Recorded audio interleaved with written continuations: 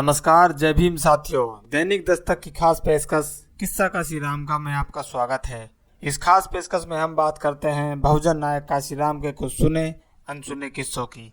तो पेश है आज का किस्सा। 1988 में इलाहाबाद संसदीय सीट का उपचुनाव हुआ था। वहां से मान्यवर साहब ने अपना नामांकन भरा। जहां एक तरफ कांग्रेस पार्टी मैदान में थी तो दूसरी तरफ सारी विपक्षी पार्टियों की ओर से वीपी सिंह चुनाव मैदान में थे, जिनके पास खर्च करने को करोड़ों रुपए थे।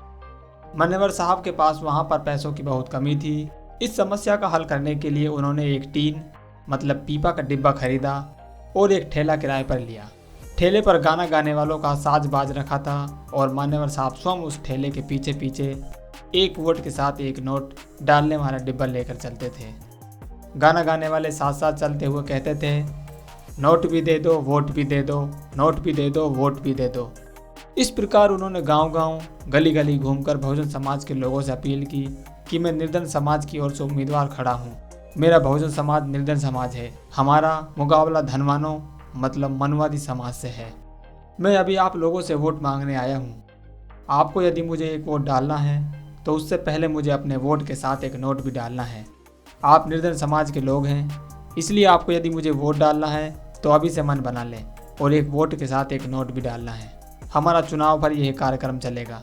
इसके बाद चुनाव आयोग की ओर से वोट के लिए मतदान पत्र का डिब्बा आएगा, इसलिए इससे पहले मुझे अपना एक नोट मेरे डिब्बे में भी डालें ताकि मैं अंदाज़ा लगा सकूं कि मुझे मेरे निर्धन समाज का कितना वोट जरूर मिल जाएगा। मान्यवर साहब जिधर भी जाते समाज के लोग जिनको वोट डालना था उनके डिब्बे में 1 रुपये का नोट डालने लगे।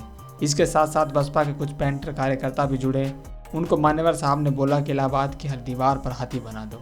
उन्होंने इलाहाबाद की दीवारों पर 1 लाख हाथी बना दिए। जहां कहीं पेंटरों को सीढ़ी की ज़रूरत पड़ती थी सो मान्यवर साहब उनको अपने कंधों पर उठा लेते थे। इसके अलावा उनका कोई प्रचार नहीं था। उन हाथियों को देखकर अखबार वाले भी कुछ लिखने लग गए कि कांग्रेस और विपक्षी पार्टियों के वीपी सिंह के अलावा बहुजन समाज पार्टी का काशीराम भी चुनाव मैदान में है। जब चुनाव का दिन आया, वोट पड़ा और वोटों की गिनती हुई तो मान्यवर साहब को उतना ही वोट मिला था जितने नोट उनको पहले मिल चुके थे। कुल 86,000 नोट उनको मिले थे और वोट मिले थे और वो तीसरे स्थान पर रहे थे।